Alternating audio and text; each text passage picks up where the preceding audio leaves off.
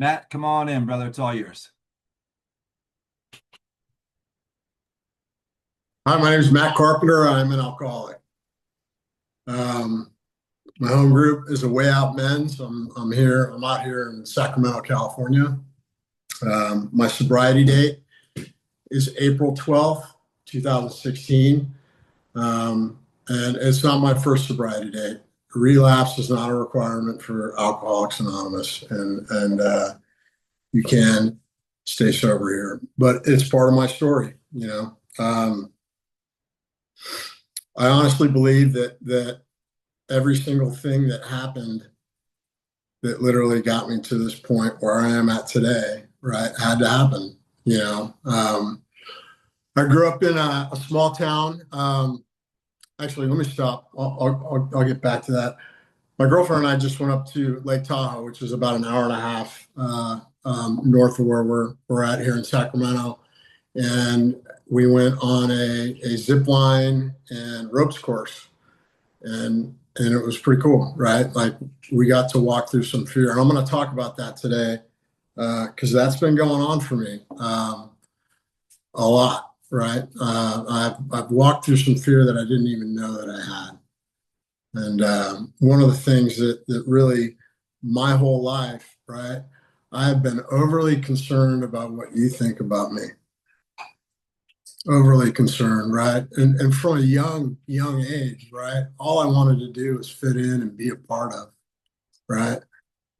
And I've never felt that until I came into the rooms of Alcoholics Anonymous, right? Um, like I said, I grew up in a small town, Forestville, California. It's out on the coast, Northern California. It's not like what you might envision. You know, it's kind of a hick town, you know. And my parents split up at a young age. Being from a hick town, broken up family, right? That's not what makes me an alcoholic, right? But I mean, one of the things that I got into, one of my buddy's dads, he was an outside issues farmer, you know, and at a young age, you know, I had access to things that a lot of kids didn't. And, you know, like I tried that. And it just wasn't like one of the problems that I have, man, is I am just up in my head 24/7. Like I can't stop thinking, right? I'm 12 years old and I can't stop thinking, you know, and this is not helping me. And I ran into booze, you know, and for me, like that reaction, like with booze, it was like for the first time my entire life I could breathe. Like I'd found something that made me like any inhibition that I had was gone. It was almost like I had found myself for the first time. And it's not like I drank on a daily basis from the age of 12, right? But whenever I had access to it. And I'm the youngest of three. My sister is she's 7 years older than me, and my brother, he's 5 years older than me. And like I just wanted to be like them, you know, and my brother and I, you know, he had joined the military and he'd come back from the military, and he came back a totally different man. He was over in Europe, and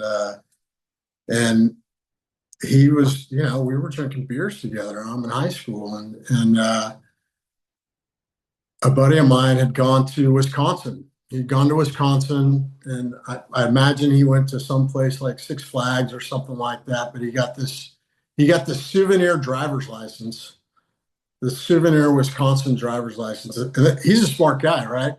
He ends up putting down that he's 21 on this souvenir Wisconsin driver's license. And it's Friday.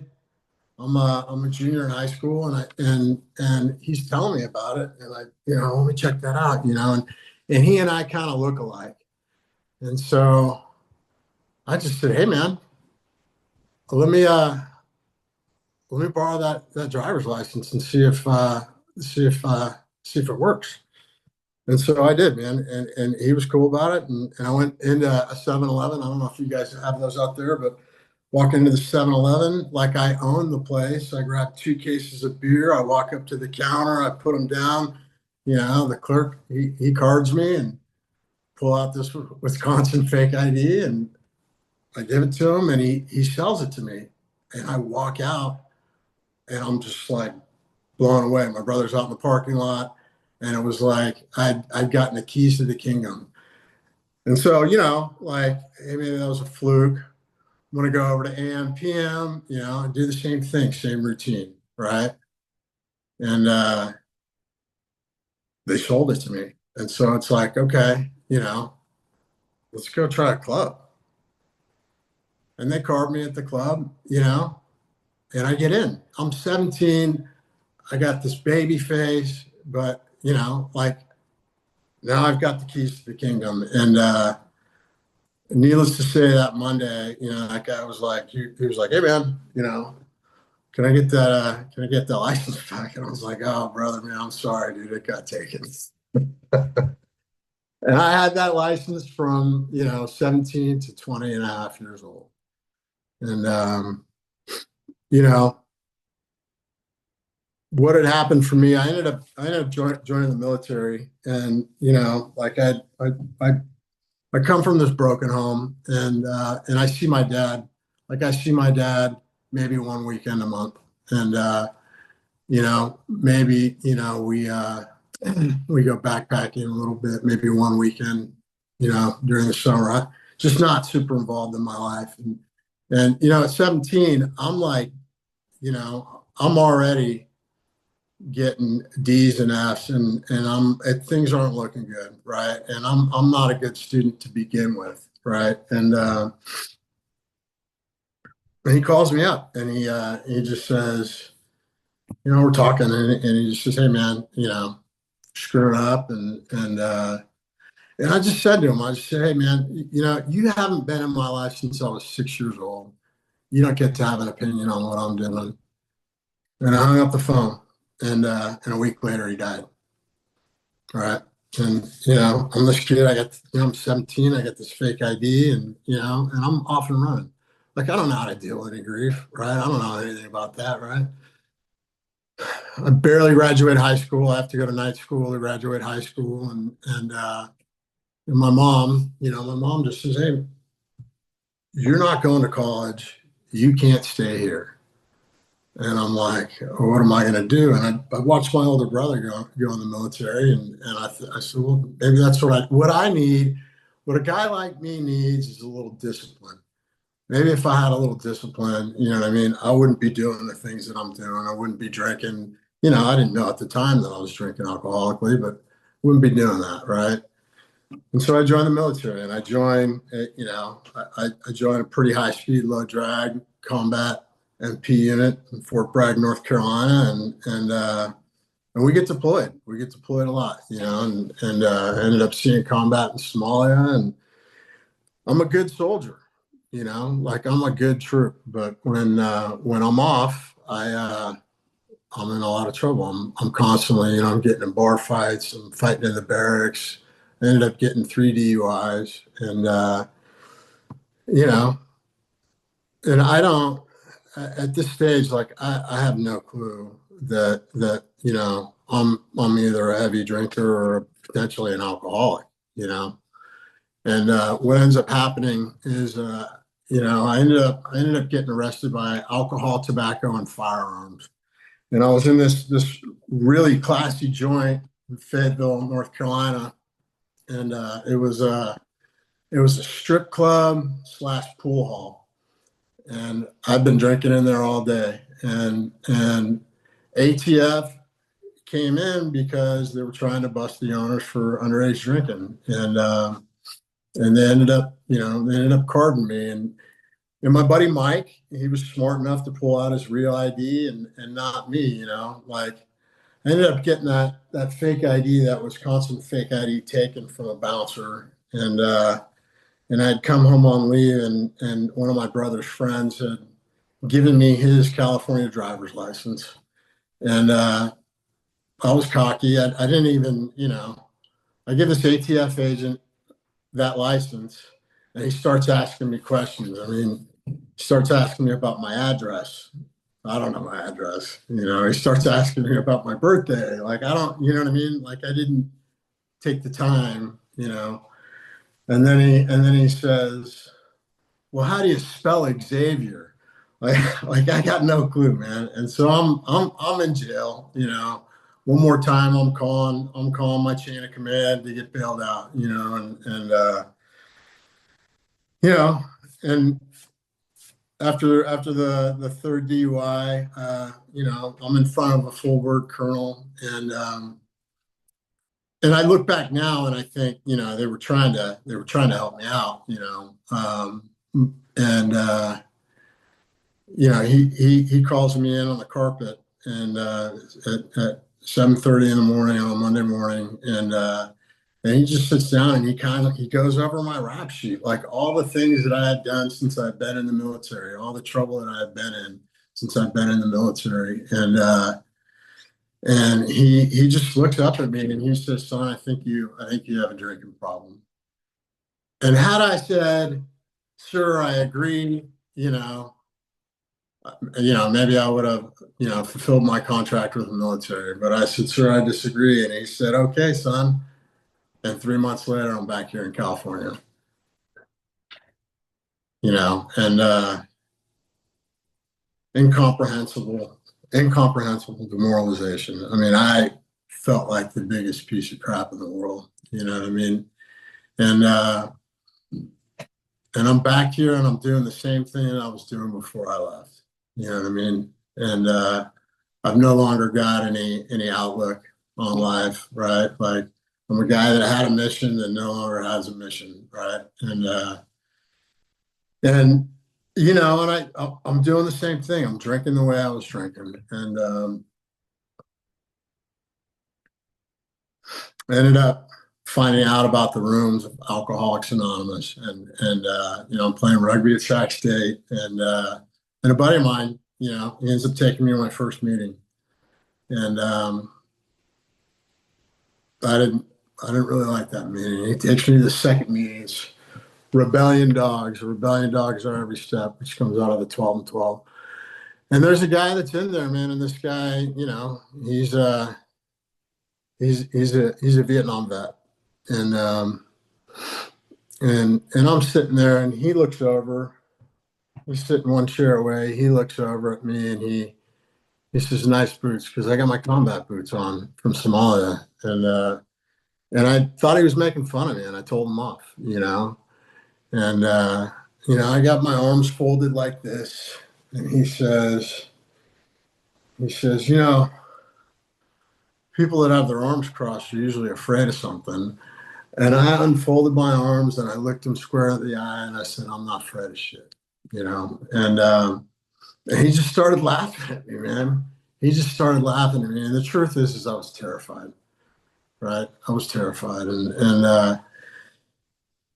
the thing is that, I ended up sobering up at 23, and I stayed sober, until I was 36. And the truth of the matter is that it wasn't that hard for me, right? It wasn't that hard for me to walk away from a drink, right? Given a sufficient enough reason, right? Like, it was pretty devastating for me to get chaptered out of the military, right? To get a general and honorable condition. And like I said, though, like, if that doesn't happen, I don't know that I'm here today, right? I would have been a career soldier. I don't know that my oldest daughter, or my youngest daughter, would have been born, Anyway, at 36, though, I watched a lot of people that I loved and cared about in the rooms of Alcoholics Anonymous die. And I was 34 years old. My wife she died of stage 4 melanoma, and I'll tell you right now, you know what I mean? Her dying is not the reason why I drank, right? And after I watched one of my sponsors, was my second sponsor, die of cancer, I'm I'm thinking to myself, right? Like, am I really going to go the rest of my life and not see if I can drink like a normal gentleman? And that thought kicks around in my head for a year, right? And what ended up happening? I'm 36 years old. What ended up happening is I had gone to I made amends to a girl that I owed amends to in high school, and she invited me. You know, we became friends again, and she invited me to a party, and she knew that I didn't drink, and she was so excited about the fact that she bought a 6 pack of non-alcoholic Heineken, and I'm thinking, you know, cool, and you know, I've been told, man, don't romance it, you know, but I ended up drinking a couple of beers out of that 6 pack, no big deal, right? I felt like an adult, felt quote unquote normal, right? And that's all I ever wanted to be, man. I just wanted to be normal. And week goes by, I'm grocery shopping, I buy a 6 pack of non-alcoholic beer, right? I have a beer with dinner, you know, no big deal. Another week goes by, same bit, right? Non-alcoholic beer. And at this stage in my life, right, like, and I want to, like, how I am managing, right? How I'm managing, like, the insanity that I have going on is like, I'm running 90 miles a week, right? It's not like I'm going to the rooms of Alcoholics Anonymous and like trying to help a new guy, right? Or going to meetings. Like, what I'm doing is I'm getting up, you know, at the crack of dawn, and I'm going to run 5, 6, 7, 8 miles. You know what I mean? It's the only thing that I could do that would quiet my mind, right? And what ends up happening, right, is I end up going to the grocery store, and I think to myself, am I really going to get, you know, if I'm going to drink these calories, I might as well just get a 6 pack of regular beer. And so I did, you know, and I had a couple of beers, and you know what? It wasn't a big deal. The wheels did not fall off, you know, from 23 to 36, 13 years, you know. And the truth of the matter is like, I called my sponsor, right? I called my sponsor the day before, and I just said, hey, man, I don't think I'm an alcoholic. And he said, okay. Because you see, what I know today is I don't have anything to offer a guy that doesn't think he's got what I got, you know? And maybe that's true, right? Maybe I hadn't crossed that invisible line that the book talks about. Maybe I'm just a heavy drinker at that point, right? At 23 when I sober up, right? A lot of consequences with my drinking, but those consequences don't necessarily make me alcoholic either. And call my sponsor, and he goes, okay, man, you do you, you know, and I, you know, I started drinking, and I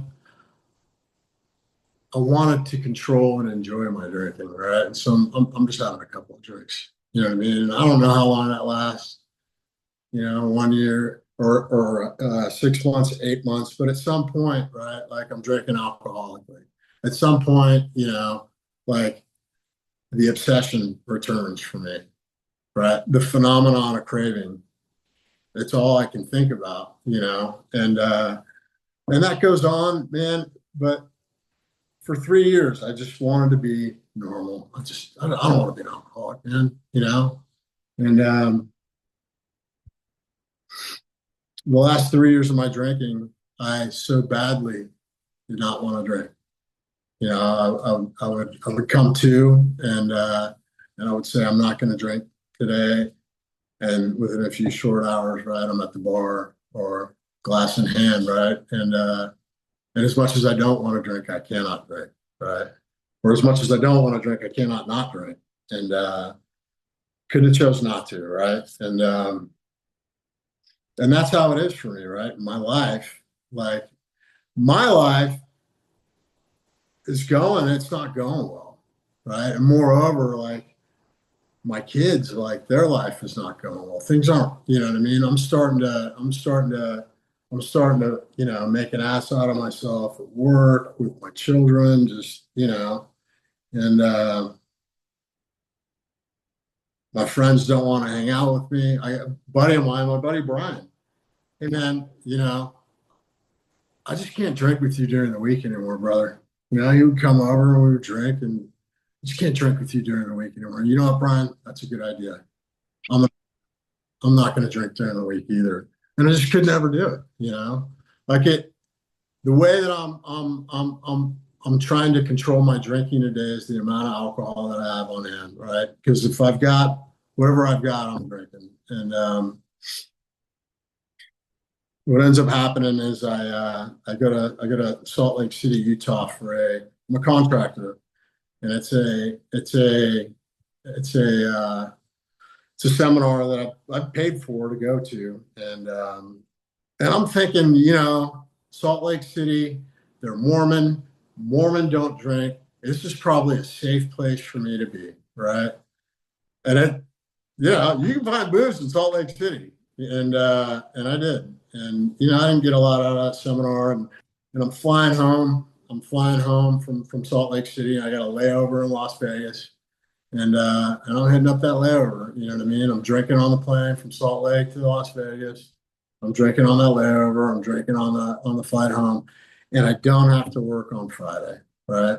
It's a Thursday. I don't have to work on Friday, and I'm not doing the things that I was doing when I was 23. Like I'm not drinking and driving, right? Because I'm grown up now, right? I'm not getting in bar fights. Like I'm emotionally mature. You know what I mean? Like I'm not that punk ass kid, right? I'm a grown man, and so when I land here in Sacramento, I Uber home, and I stop by the liquor store, and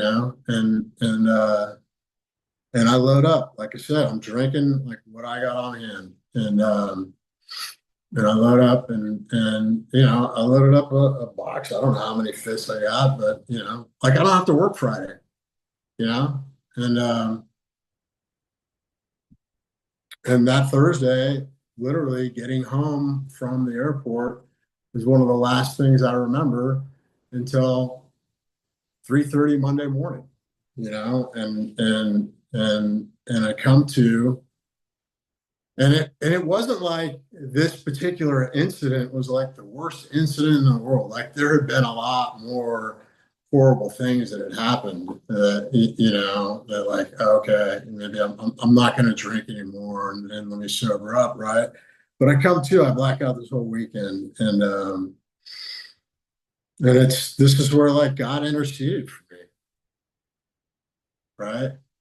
I'm face down, I'm in a pool of puke, and I got these two chocolate labs. I'm in my garage. I got these two chocolate labs, and the dogs are just like they're licking the puke off of me, right? And that's what like brought me back. And I figure out it's Monday. I figure out like what time it is, and like I honestly think like unofficially and unceremoniously, like in that moment, I did step 1, 2, and 3. And what that looked like for me was God help me. God help me. Right. And like I just so badly like did not want to drink,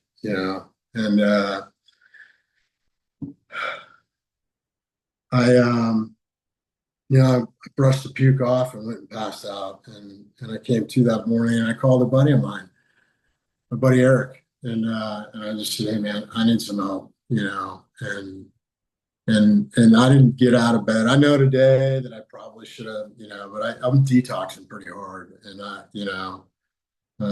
don't get out of bed Monday. I don't get out of bed Tuesday, and on Wednesday I end up going to first meeting I had been to, right, in years. The first time I darkened the doors to Alcoholics Anonymous, and about 6 months prior, man, this guy Rick said, he said something to me, and it, you know, I mean, you guys know how stuff people say things, and it kicks around in our head for a while until we understand what they say.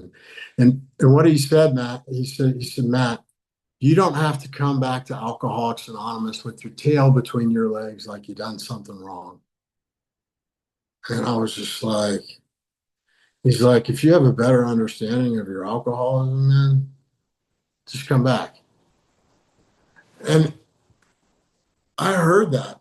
I was like, I get what you're saying. Cause I drank again. I feel horrible, right?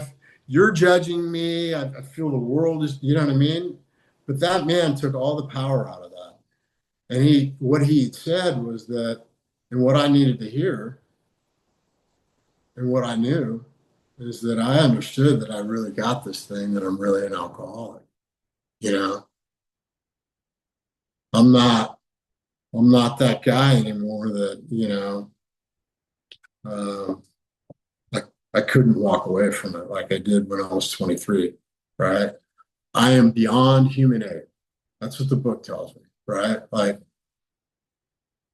I honestly believe that I have very little to do with the fact that I'm sitting here sober today, right? Like, because Matt could not sober Matt up, and Matt tried a lot, and end up going to that meeting that night, and that group becomes my home group, and it was on a Wednesday, and it was powerful, right? These people, there's the conviviality, right? These people were talking about a solution to their alcohol, and they were happy, joyous, and free. I am not happy, joyous, and free. Like, my whole life, I'm isolated by myself in my garage drinking alone, and that's where I wanted to be, and and if you got it in the middle of that, or got in between that, there was a price to pay, like, and I go to that meeting. I end up going to a meeting. Um, I ended up going to a meeting Saturday morning, and some men's meeting, and I ended up walking in there, and one of the guys that I see is a guy that I've known, a guy I knew before, and he said, Matt, where you been? I said, well, I've been drinking, Stan. And he said, really? And we start talking, and it wasn't anything special, but what Stan did though is he reached out to me, and he reached out to me later on that afternoon, and he said, Matt, I'm chairing a meeting at Stockton. Do you want to go? Yes, I do. Right. And he took me to that meeting, and we went to dinner beforehand. He chairs the meeting, and on the ride home, I asked him to be my sponsor.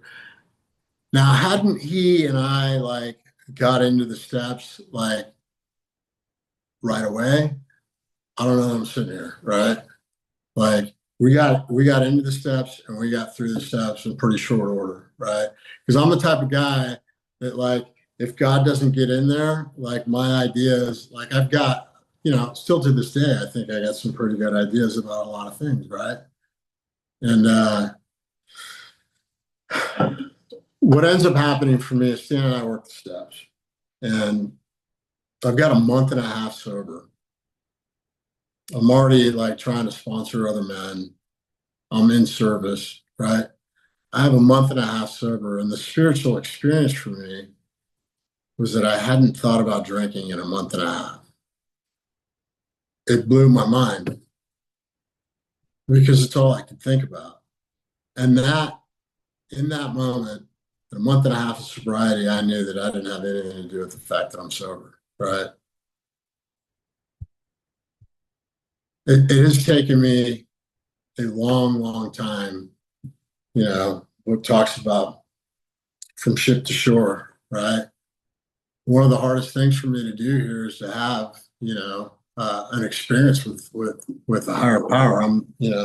Spiritual experience appendix 2 talks about the educational variety, and I'm that guy, right? And what that looks like for me is like, I got to see God working in your life, right? Because I don't, I'm a cynic, you know, I super sarcastic, you know, I don't, I have a hard time believing that there's anything outside of me that's controlling, what's going on. And I think I'm in charge of my own destiny, you know. And what I was shown here was, was how to, on awakening, turn my will and my life over to the care of God as I understand Him, you know. And that's not an easy thing for a guy like me, right? Like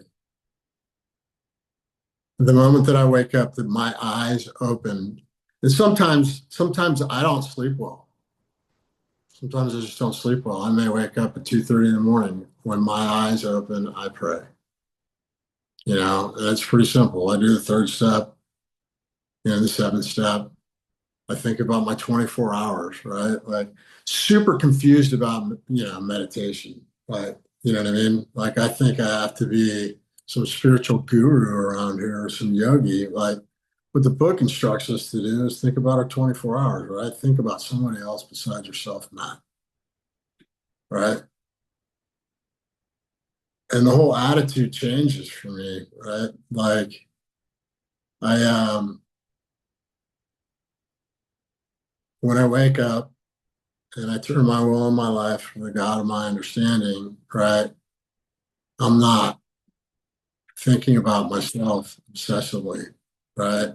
I'm not cutting people off in traffic. I'm not, it's weird. I think about you, right? More and more. And what I do today is, I wake up at 11 and I do the best that I can to practice the 10th step, right? And there's a pretty good chance that if I'm doing those two things, that I'm practicing principles in all my affairs, you know. I'm a guy that needs to be shown what's going on around here by example. I'm slow to learn. It takes me a long time, and I'm driven by fear. And I was talking about that earlier. I,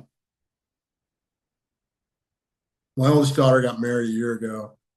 She got married in Monterey, and it was a destination wedding. And her husband's family all flew out from Chicago, and they live in Chicago, and it was just immediate family, And just this last June, they had a wedding reception with all of their friends, right? On June 28th. And so I fly out to Chicago, and I don't feel like I fit in, right?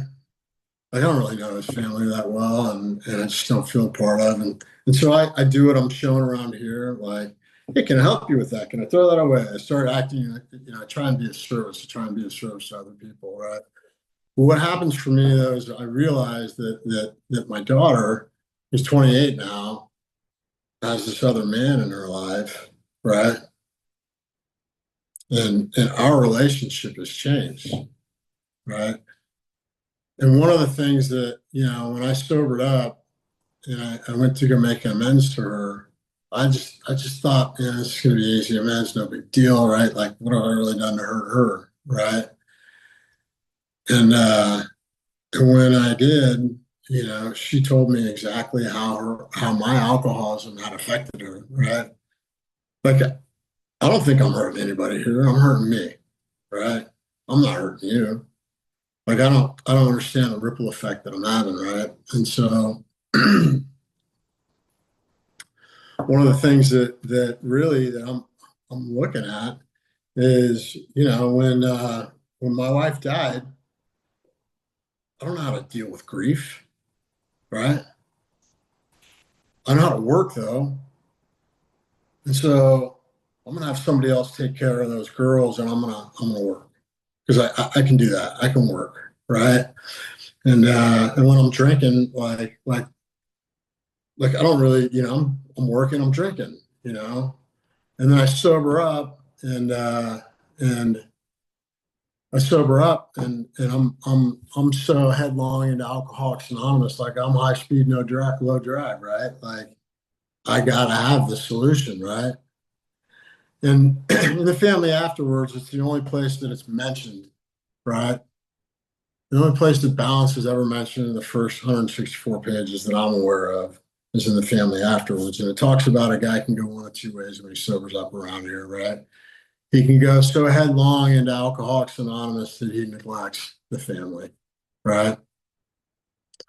Or he can go headlong into trying to rebuild his financial situation that he neglects the family, right? And that's what came up for me, last month in Chicago, right? The circle tells me, my girlfriend has a 6-year-old son, and his dad's not in the picture, or he's 12 now, but and he looks at me like I'm his dad, and that's a big deal, right? And my oldest daughter says to me, she said, "Dad, how come you couldn't be that way with me? You weren't emotionally available." And I just, you know what, you're right. I wasn't emotionally available. I'm sorry. You know what I mean? And I cleaned that up with her.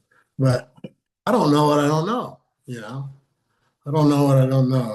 And the other thing that really has come to light for me is I'm so terrified about what you think about me, right?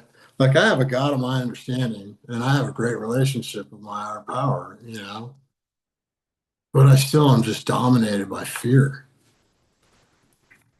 No, I'm not even aware of it, you know? I'm not even aware of it, right? Like there are certain things that I would love to go do that I won't do because I'm afraid of what you're going to think, right? Like I've stymied and crippled my whole life, right? Because it's not like I'm doing anything that I'm just worried about. Am I okay in your eyes, right? Like I don't care what I think about me. What do you think of me? And it doesn't make any sense, right? And so that's something that I've talked to my sponsor. I got a huge sobriety family with a lot of brothers, right? But one of the things that we got to do in October was we flew out to Akron. I got to visit Bob's grave and did a third step prayer on the third floor of Dr. Bob's house. It was huge. And the reason why I'm bringing those things up is that's what's going on for me right now. I'm more is being revealed. I talked to my sponsor about it, and he was like, "God is giving you a gift here, Matt. God is giving you a gift. He's giving you something to look at." I'm one of the things that I got a sponsor of mine who he's a vet from Afghanistan, and he, like me, struggles with God, and and it's something that we read. We were talking about the majesty of all the stars, right? Like I'm taking that young man this Tuesday, and we're going to go up into the mountains, where there isn't any light pollution, and just look up at the stars, you know. And really, that's like that's how I connect with God today is through nature, right? Like, but I can't look up. I can't look up at the Milky Way and just not realize how insignificant I am. It just doesn't. God is working through me, through you, and that's where He shows up for me today. I'm constantly in the book with drunks, and I have to be, right. Like there's something that happens, man, when I see the light come on in a guy that's just, what I mean, can't sober up, 'Cause that was me for quite a few years, man. And I'm grateful to be a sober member of Alcoholics Anonymous today and to be of service. And that's all I got. Thanks, Eric.